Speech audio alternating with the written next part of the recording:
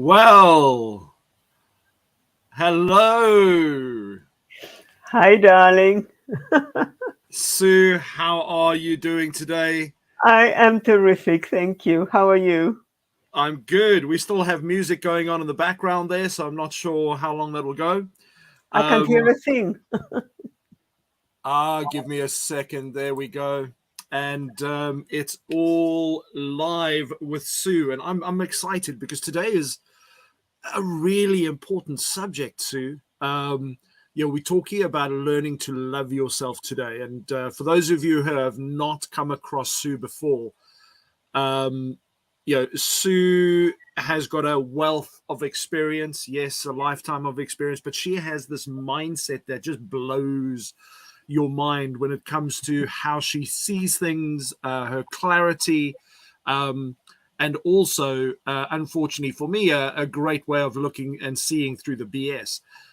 So for me, really important. And, not only has Sue been one of my personal coaches, and people that have shaped how I face relationships in life, both personally and in business, but she has been what I would now call a really great friend as well. And I want to, today, I want people to take the time to really listen to this conversation. And, if you've got questions or you've got comments, please put them into the comment section, whether you be on YouTube, Facebook, or on LinkedIn, so that we can respond to those as and when they come through.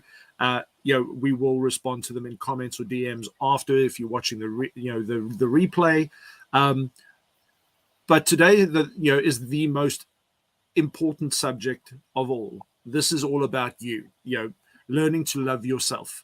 And Sue, I think without this is where so many problems start in the world, because of the fact that Absolutely.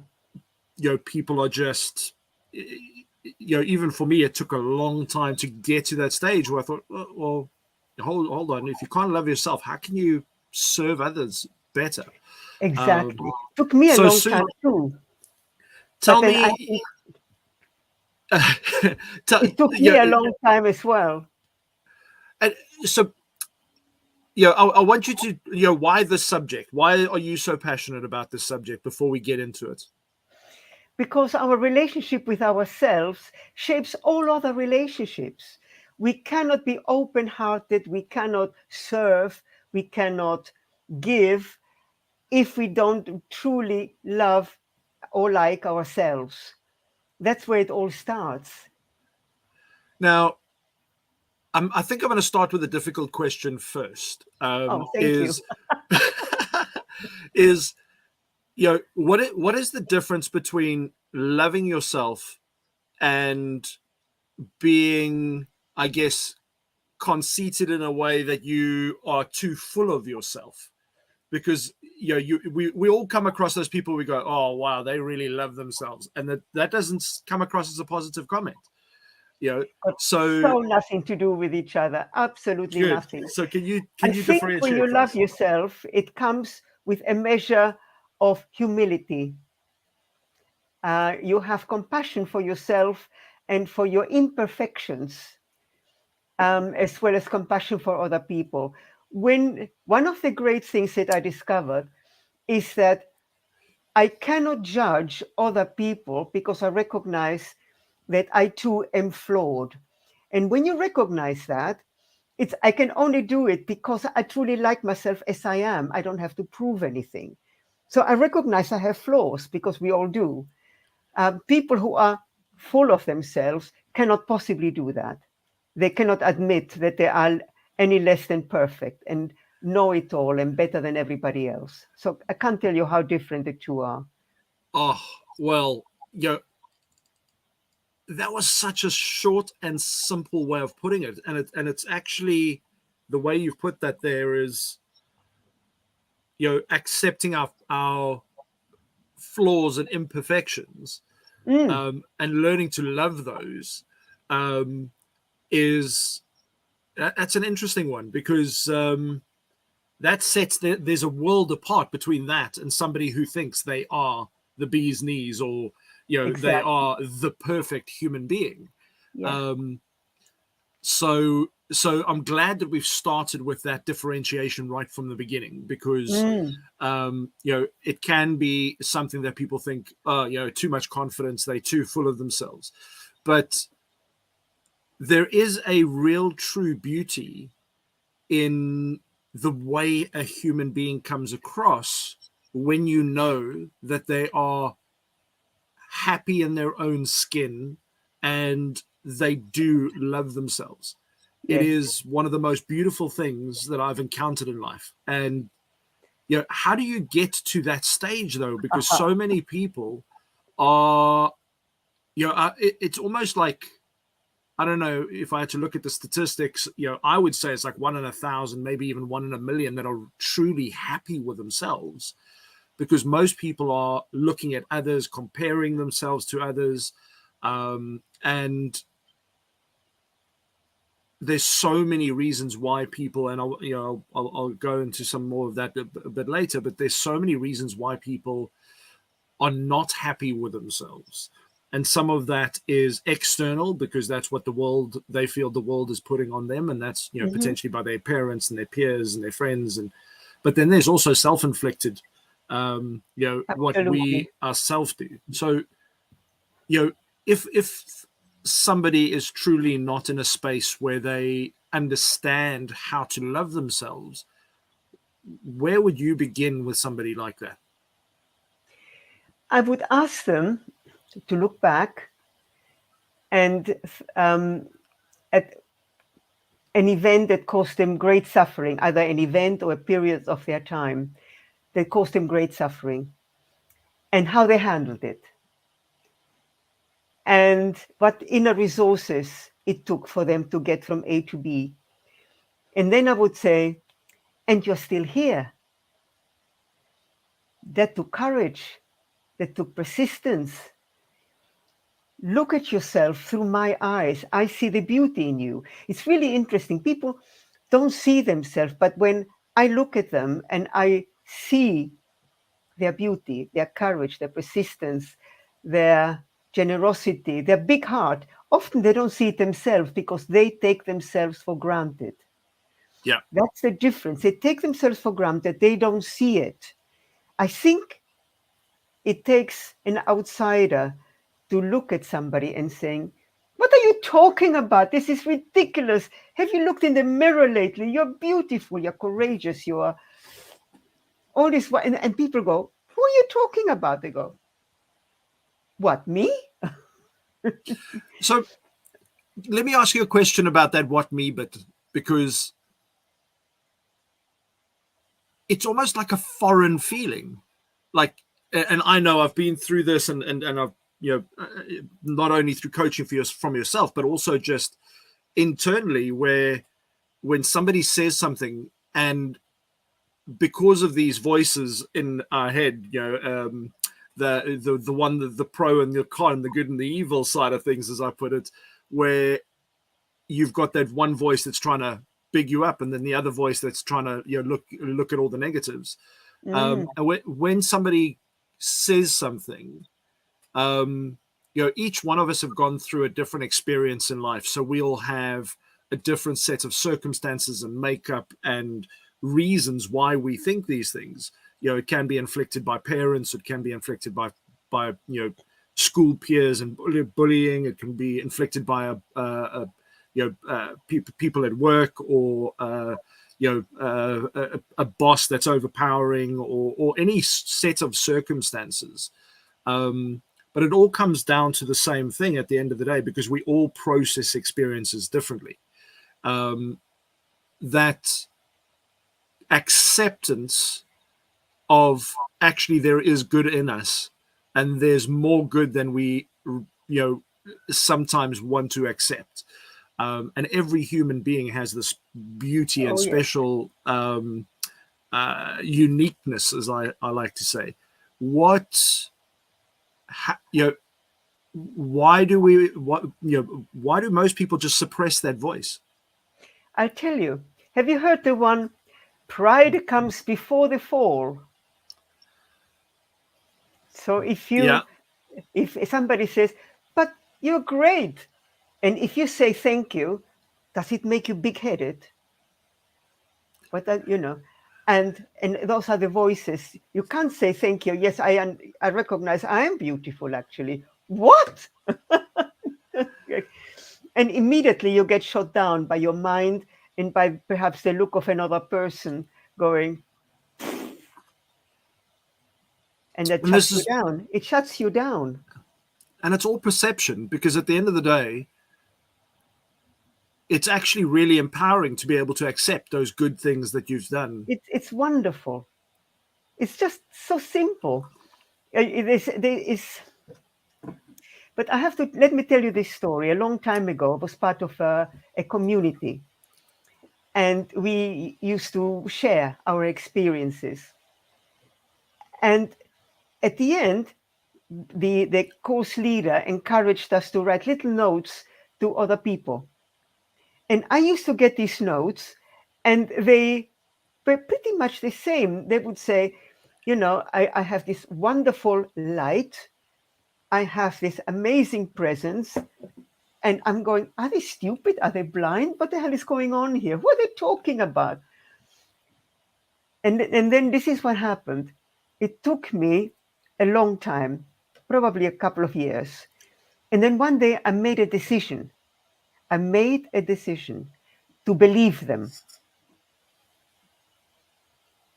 That was the decision. It changed my life. But what took you to that stage where you went, Inner resistance. There was always this inner resistance.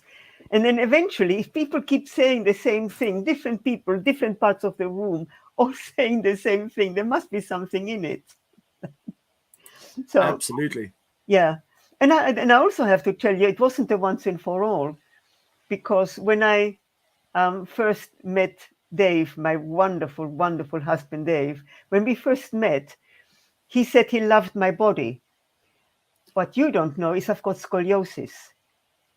Therefore, my body is, if I say less than perfect, I seriously mean less than perfect. Okay? I couldn't even bear to look myself in the mirror. But fortunately, in my head, I go, are you blind or are you stupid? Fortunately, it stayed in my head. I never said it out loud. Many people do, actually. But I didn't. And again, as a gesture of love, I decided to believe him. It was my gift to him and my gift to me to believe him when he said he loved my body. So And that stuck. that's such a powerful thing, and it's interesting because Huge, we've huge. just had a comment from Zion, who is a recent connection and a new friend in the LinkedIn world. And he said, how you perceive yourself is the key to loving yourself. Absolutely. And Yeah. and I really do love that. Thank you, Zion, for sharing. Thanks, Brian. Uh, Zion. So, okay. So I have a question here, because I myself, when I grew up, and I was looking at other people, I had a lot of self-consciousness, as an example, and I would look at different features of myself and go, oh, no, that needs to change, or but we are our worst inner critics, or worst critics, Oh, as it yes. is. Oh, yes. So how do we deal with that little voice, Sue? Well, first, by noticing it. Most people don't even realize they have an inner critic. So when you become aware, then it's one of my teachings, which is first notice it, then challenge it, turn it over. And it takes practice. In my case, my inner critic in some situations was my mother's voice. How could you? If you were a good person, you would, And I'm going, sorry, mom. She's been dead for decades. It, But recognizing it is very powerful. Challenging it, and it takes time. I personally use a journal. I find that recording my thoughts or whatever, or the feelings in my body, that I notice. I record them. Let me give you how you recognize the voice of the gremlin that makes you feel bad about yourself, and the voice of your true self that makes you feel good about yourself. Oh, okay. Check your body. If there's a sensation in your body that it's tight, your jaw is sort of tight and grinding, or your fists, or your sweaty hand, and you feel uncomfortable, there is a thought there that makes you feel bad about yourself. Any thought that makes you feel good about yourself is your true self. That is your truth. So the evidence is in your bodily sensations. If you can catch a thought, then it's even better. You couldn't possibly. How can you be so stupid? You're so slow. How many times have I told you? You're such a waste of space. Well, It's I mean, I already slump and try to protect myself from that voice. Evidence, that's the evidence. and that's a fascinating point that you bring there, because I've done a lot of research and listened to a lot of incredible speakers around the world that speak about the scientific and the biological evidence of how the mind impacts the body. And by Mm. holding onto the, as you say, the Oh, yes. gremlin, people suffer from things like backache and different ailments, and organ problems and all kinds of things, because that negative energy is stored within us, Indeed. as opposed to letting it go. And you know, I know we're talking on YouTube and Facebook and LinkedIn here, and for those business leaders out there, this is something I want to really touch on, because a lot of people will go, oh, this is kind of woo woo, touchy feely. It's not what has this got to do with business? Because Mm. mental, from a mental health perspective, historically, I remember growing up and in business being told, when you walk into that, and there's still a certain element of this, but when you walk into the room, you leave your feelings and all your baggage, as it was. You leave your I baggage. It was remember. always these suitcases. You leave the suitcases by the front door, That's and you right. I walk in and you remember. leave it there. Now, to some degree, I agree that we don't walk in and start going, I'm having a fight with my wife today, and you start talking about all your personal things. No.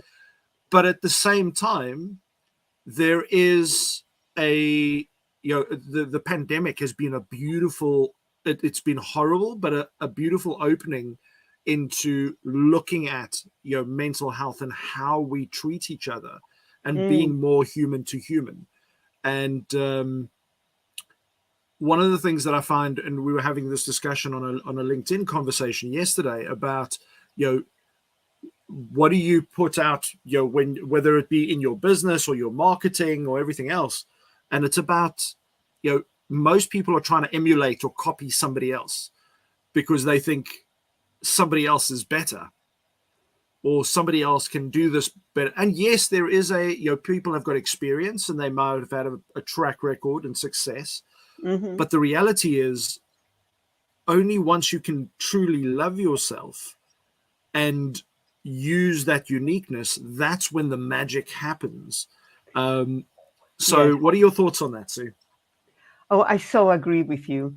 I mean, businesses dismiss negative feelings and low confidence at their peril, because an employee who doesn't dare to put forward their ideas, to seek promotion when they're more than capable of doing it, it's the business who loses out. So they should pay attention. I would urge them to pay attention to help that person grow in confidence, and encourage them to put forward their ideas. They're certainly worth listening to. It damages businesses to ignore it, I believe.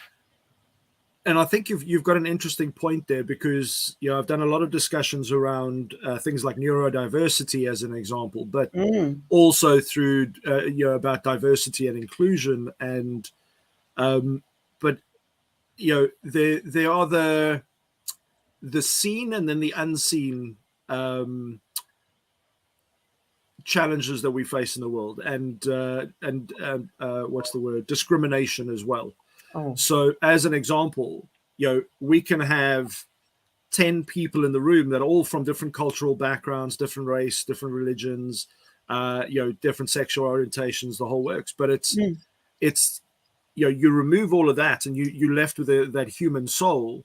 But how that person, whether that person, if you're left with that entity of that, that soul or character or personality, it's how that person comes across, and whether, if they don't love themselves, then potentially, and that could be because work circumstances, as an example, it could be because a boss doesn't understand the individual or how to communicate properly, so that person gets suppressed and pushed into a corner, or doesn't get the opportunity to get their voice heard, and indeed. and that's where I've seen a lot of damage happen, because you look at a platform like LinkedIn, and at the end of the day, it's like a resume. Oh, you've worked here, and then you left, and then you're here and you left, and why do people stay and why do they go? And a lot of that comes down to whether they love themselves and are they happy in the place that they're at, but also and at the same time, it affects their the people around them. So if I'm not happy and I don't love myself, it's going to impact my organization. It's going to impact how I communicate with those people Absolutely. around me, and therefore things like attrition rates. You could be losing staff and not know it, because you have an individual or yourself that isn't at peace and doesn't love yourself as you are. So what are your thoughts on that, Sue?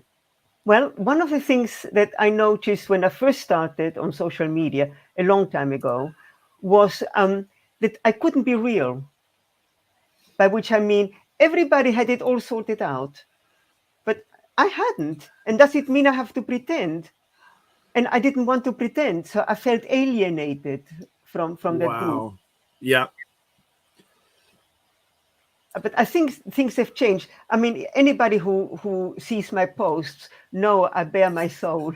I have nothing to prove. 9 out of 10 I will have learned from my mistakes, and those I love to share, how I Yeah. got from A to B. But there was a time I would absolutely not open up. I remember when I was being coached by my first coach, Alan, and he said, "Well, why don't you tell people that you are I don't know negative, and you need to be right at all costs, and you have to, you're not a kind person." I said, I couldn't possibly. No, I went like that. Now, what can I tell you? As I said, I'm flawed like other people. And I do have my moments, and sometimes I'm not proud of them.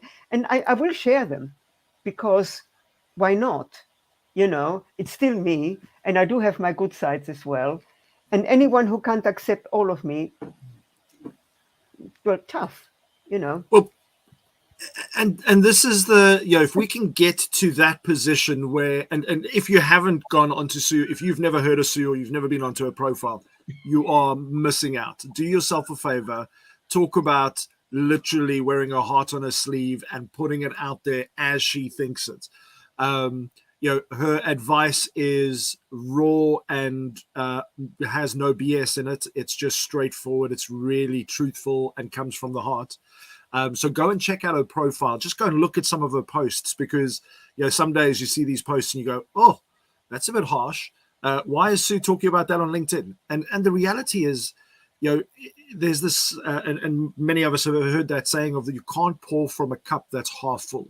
You can't pour from an empty cup. There we go. That makes a lot more sense. Must have. I'm losing the plot. But you can't pour from an empty cup, and half full. So if if you're in a position where you can't love yourself, what is it that you are putting out there in the world when it comes to how you communicate with your loved ones, with your colleagues, with your clients? because I love what you said earlier about, social media, how you protect you've almost got to pretend, and there's that perception of I've got to come across a certain way. Now, yes, in business there is that fine line between professional and private, but being human is one of the things that we've seen over the last 2-3 years on social media come out. Now, some people are a little bit too human because they wear. It's interesting because it was described really beautifully to me recently, about sharing your scars or sharing your wounds, and it I think it was Felipe Cofino who shared this. I'm under correction, but he spoke about, if you go online and you talk about, an open wound, like I'm busy going through divorce, and you start talking about, the other half, and you start ranting online, that is, not something that you should be doing, because No. that's, that's the personal battle. However, if you've gone through a divorce and you've come out and you're now on the other side and you have the scars because you've gone through that and you've healed, then sharing those wins and those battles after the fact, that is a different way of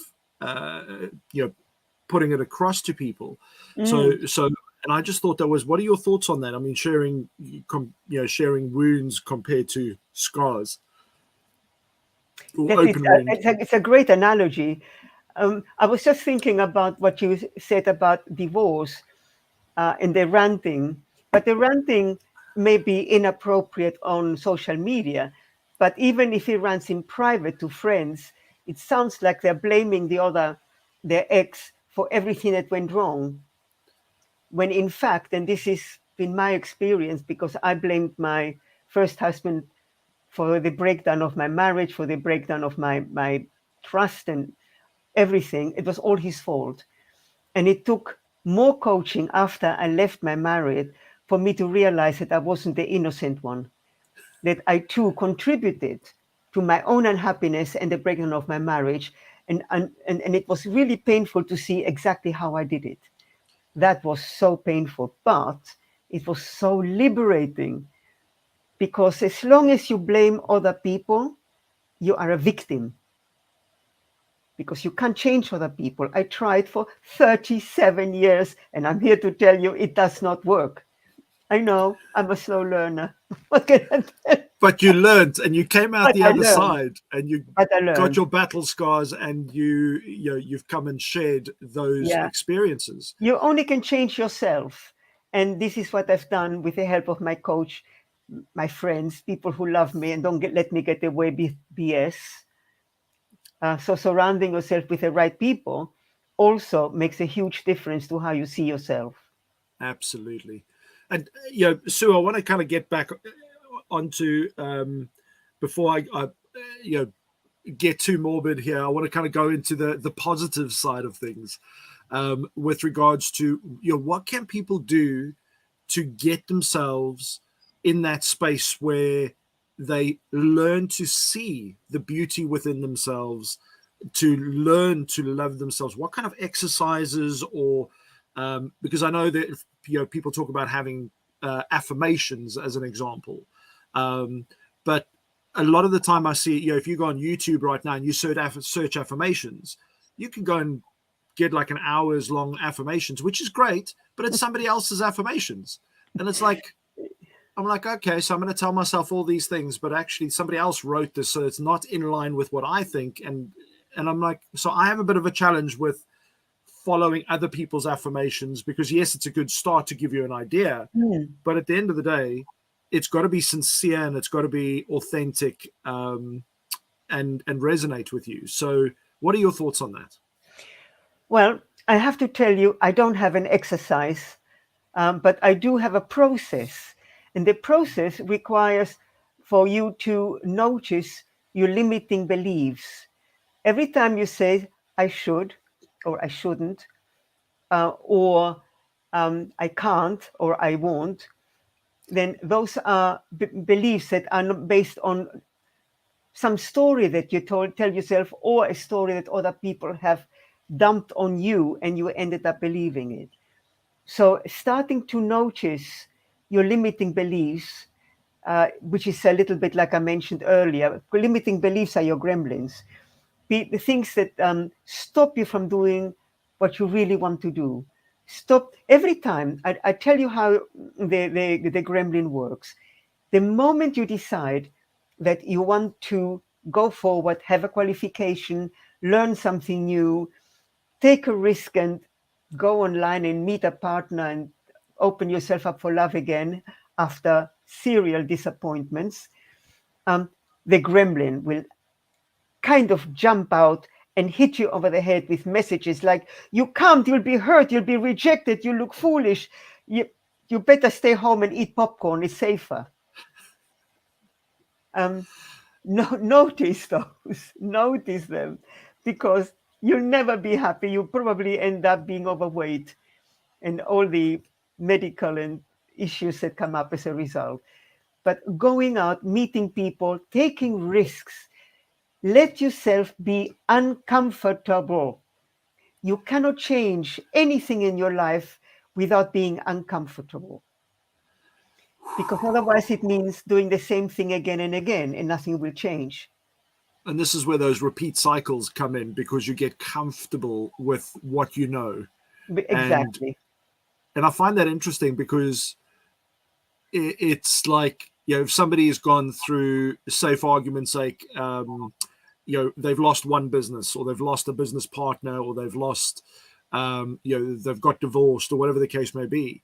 It's interesting how powerful language is, because all of a sudden you've had one bad experience, and in your head the voice is saying, you always. And it's like, always screw up, you never learn, or it's all these like infinite statements of how bad you are, and it's actually mind-blowing if you do. And one of the exercises that I learned a few years ago is to remove yourself, from a mindset perspective. Imagine yourself hovering over and being the spotlight on yourself, and watching yourself from a third party perspective and what you're saying. And because it removes yourself, remove all the lighting from it and the color from it, and you look at the situation in its bare bones. And then when you hear these voice, and one of the exercises you can do is change the voices so that they become cartoon voices, as an example. Oh, okay. And, I like it. And when you look at yourself now, you see yourself as in third person, and you see yourself going, you're always an idiot, and you're saying it with a crazy voice. You always ruin relationships. You always do this. You always do this. You always do this. And then there's the other voice going, so is once always? And then you kind of look at it and you go, oh, okay. And then, I've only done it once or twice. So does that mean it will be like this forever? Well, no. And then you start looking at how ridiculous the actual conversation in your head is, because you've removed the emotion from it. Add a few crazy voices, but you're looking at it from a third perspective. And I think, for me, from a lot of the coaching and training that I've done, I've learned that if you can remove the emotion out of the conversation in your head, it becomes so powerful. And I know through working with yourself, you've taken me through some of those journeys where I've literally had to go and battle and go and face some of those things. And I love some of the things that you do with regards to asking yourself the hard questions. Yes. So talk to us about that. I read a book, or I didn't actually read it, but there was a book in the library which was about self-coaching. And I know you cannot coach yourself because you will never ask yourself the hard questions. Why would you? You know, they are hard. They're not. Let's not look at that. So you can't do that. So I can look at a person and say, you might like to ask yourself this, and then go, oops. So surrounding yourself with people who are honest, an outsider like a coach, but it's family is not particularly good because they have a vested interest in you not changing. So that And isn't very helpful. that's a big subject just in itself. Yes, indeed. They don't want you to succeed and leave them behind, for example, unless they are also successful in their own right and allow you to be successful your way, not their way. Yeah, So it gets very complicated. You need to find out what truly matters to you. That requires thought, that yeah, requires time, that requires stillness. Get rid of the noise, spend time on your own, reflect. That's the process. Write down some questions like, what really matters to me? How can I show somebody that I really care? What can I do? Will they recognize my way of showing that I care? For example, in my first marriage, I thought I was very loving. And the problem was that I wasn't loving my husband in the way he needed to be loved. So I just did it my way, and it fell flat. He never got it. After I left him, I realized that he too loved me, just not the way I needed it. So think such about when you want to be loving, think if it's they will recognize it. So it requires thought, it requires care, it requires patience, and some humility that your way isn't always the right way. and Sue, I mean, I love chatting to you because you come up with all these different things that start other conversations. And I've seen these both in my personal but also in other people's lives around me, where it comes down to that simple perception and communication. And this is why people have a lot of friction in life, and that comes down to things like religion, race, food tastes, sports, like every single part of humanity gets impacted by this because of our own perception of what is right and wrong. True. And for me, that is one of the parts that when I look at, and I've got some incredible friends and people in my circle that come from literally like every spectrum, every race, color, religion, sexual orientation, and each one of them bring a different spice into my life of like way of thinking about things. And I absolutely love it. But one of the things that I find when it comes to just human beings as a whole is you use football as an example here in the UK, and that how polar the polarity that comes with that conversation. You could have two people that have never met each other absolutely hate each other based on which football team they support, and that's madness. But that comes down to, if you look at relationships, it's the same thing, because you can have two people in a relationship, but based on how they perceive love is shown, absolutely hate each other because of the fact that they think the other one doesn't love them, but they're showing it in a different way. That as an example, if a husband comes home and he thinks, you know what, I just want to let my wife know that I'm thinking of her today, and he picks a flower from somebody's garden on the way and gives it to her and thinks, I think she's really going to like this, and he doesn't know flowers, they're just beautiful flowers. They're, like little yellow little flowers. And then the wife comes and opens up, and now she thinks a way of showing love is a bouquet of roses. And here he comes and gives her this little white or yellow little lily thing. And she goes, well, this is a bloody weed. Why doesn't this guy get it? Like, where's the love? you know, What a and it's shame. and this is, you know, and I heard this story. I don't know if I've ever shared it with you, but this couple who were married for like 50 years, and they on their every wedding anniversary they'll go out and they'll share a burger, because that's on their first date they went out for a burger together.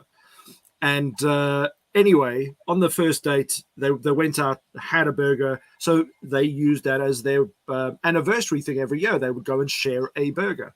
And the husband, after 50 years, was frustrated as hell with his wife. He went, you know, for 50 years I've been married, and this is him sitting thinking in his head, and every time we go and share the burger, and I really love the bottom part of the bun. I don't like the soft bit with the seeds on, but she takes it every single time. And you know what? 50 years, screw it. I'm taking that part of the bun today. And you know, the wife's sitting there thinking the same thing, going, I prefer the soft bit at the top with the seeds on. I don't like the bottom bit. But for 50 years, they've never discussed this. And then Okay. finally, you know, on this day where he shows his frustration, the burger arrives and he takes it and they split the burger, and he gives her the soft bit on the top with the seeds that he doesn't like. And he takes the bottom bit, and she looks at him with this ultimate love and thinks, wow, he really does love me, because he gave me the best part of the bun. Mm. And I thought about that, and it was like, well, hold on. Each one for 50 years drove each other nuts because they never told each other what they perceive as what love or good looks like. But this might be quite helpful. When in my first marriage, my opinion was the one that mattered.